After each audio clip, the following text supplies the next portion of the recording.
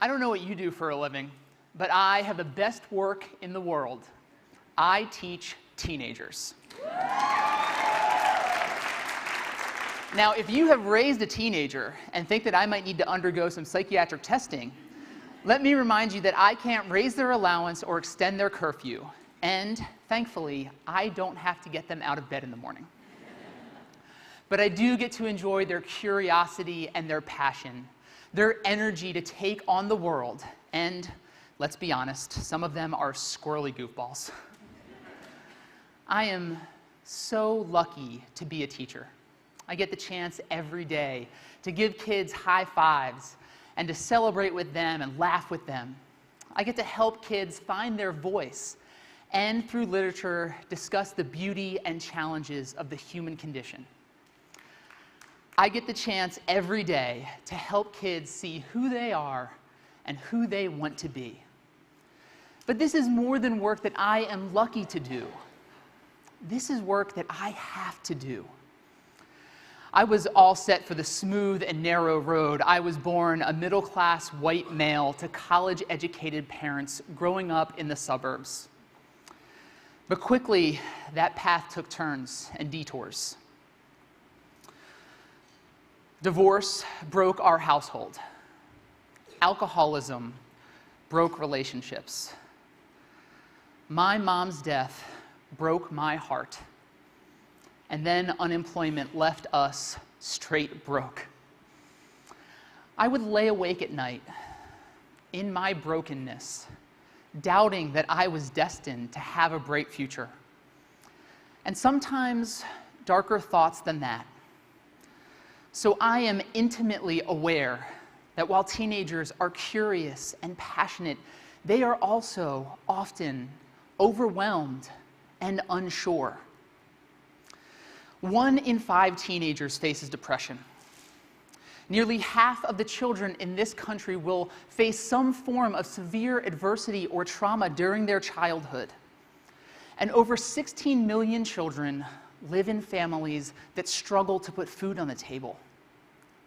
How can someone excel in high school trigonometry and chemistry and literature? How can they further their education? How can they consider their contribution to the greater good when they are facing so much of life with so few resources? We do it when we don't have to go at it alone.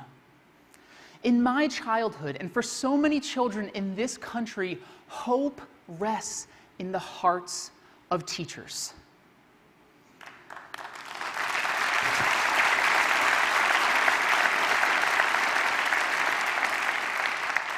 Mr. Reagan never pried or prodded for why some of us wanted to stay at school until 8 o'clock at night. He just met us with a warm smile and a laugh that could fill the room. Mr. Schurtz didn't dig into the underlying reasons why I had earned poor grades. He simply told me that he wasn't going to lower his expectations because the world out there wasn't going to lower theirs either. But if I put in the effort, he would meet me every step of the way. Rita Pearson told us that every child needs a champion, and that is absolutely true. Teachers become that champion when we come to see our role not just as a distributor of content, but as an unconditional partner in learning. A caring and abiding presence in the life of a child who commits to show that child love first, and then to teach them to love learning, the joy inherent in the process of learning. I think about Brianna, who entered our high school as a 9th grader in the AVID College Readiness Program. That meant that she came from the academic middle. That meant that she had a dream to go to and be the first in her family to graduate from college by her advancement via individual determination. And it meant that she was counting on me to be her teacher through all 4 years of high school, because our AVID teachers loop with students from 9th grade to 10th and then on to 11th and 12th grade to ensure that they have a relationship with a caring, supportive educator who they can deeply trust.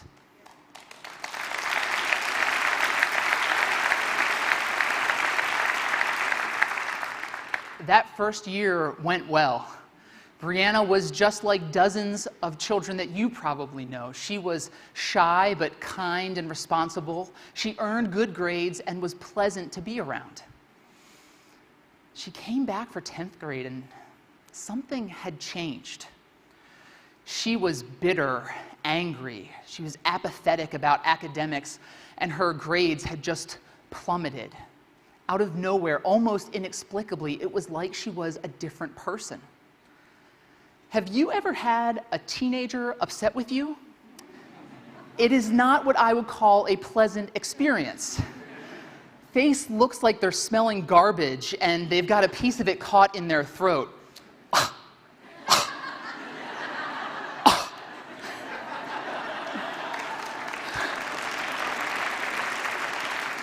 Those are the days when I don't enjoy my work quite as much.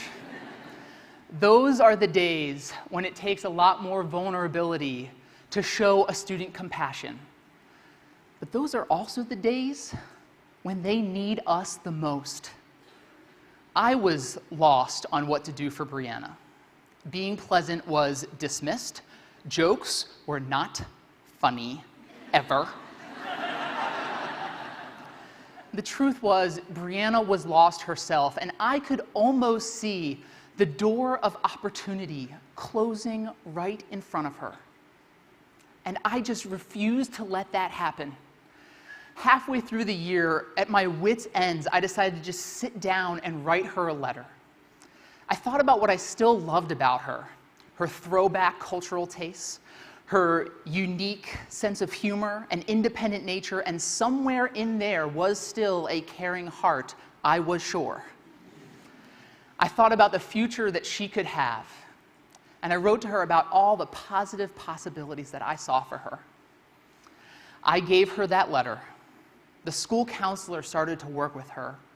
Her grandmother continued to be a constant presence in her life. And over time, Brianna began to turn it around, and it was wonderful to witness.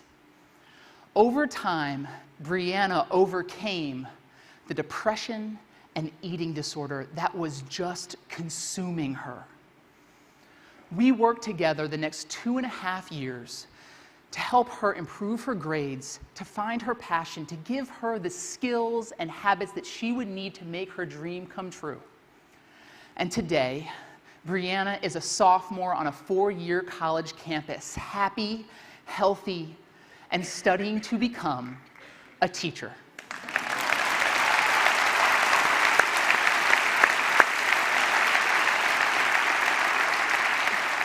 You know, Brianna's story is her own, but I and teachers across this country could share soul-wrenching stories of devastating teenage years, many far more extreme. And that is the core reason why so many of us have come to see our job as one that requires us to love first and then teach. Why I see my role as to be a child's teammate in learning and in life from the first day they walk into my classroom until the day they walk across that graduation stage, and sometimes well beyond that. Because however hard that walk might be for me, their walk is so much more difficult, so often. So when kids walk into our schools, caring counts. It matters.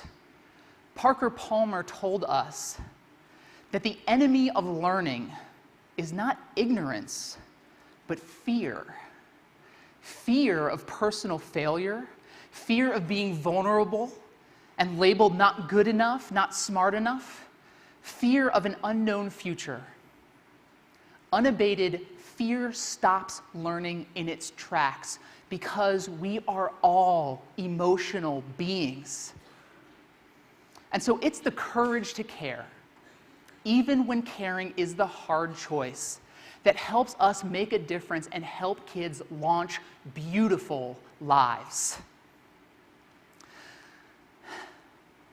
And so, as we approach kids in our classroom, we have to remember that the degree to which students feel cared for and supported should be a part of every school's evaluation.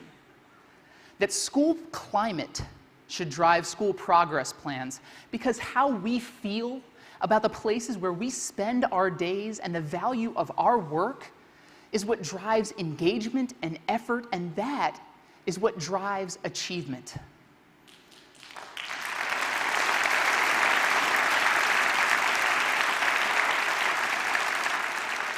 And so maybe that means that teachers loop with students for multiple grade levels, even in high school, to ensure that they have that relationship of support and trust.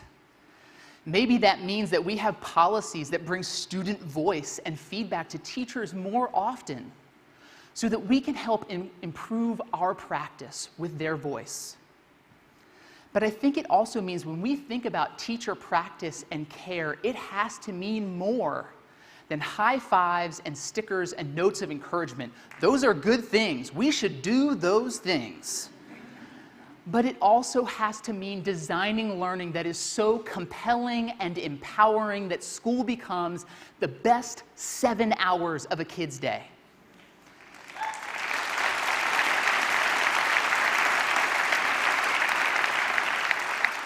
It means committing to care for children simply because they exist, not because they have somehow earned our care. And it means that we commit to care for every single child in a way that is so driven from our core beliefs. When we think about a revolution in education, we have to remember to put hearts before hardware. We have to remember that it's relationships that improve data reports. And we have to remember that a true education gives every child the foundation of security and strength and significance. When we talk about a revolution in education, we have to remember that we want every child to achieve, that we want to come to a world where we say that not one more time will a door of opportunity close on any student. Because we have educators that are driven in their souls by core beliefs to care for children, that not one more door of opportunity closes on any child, not one more time, not on our watch. Thank you so much.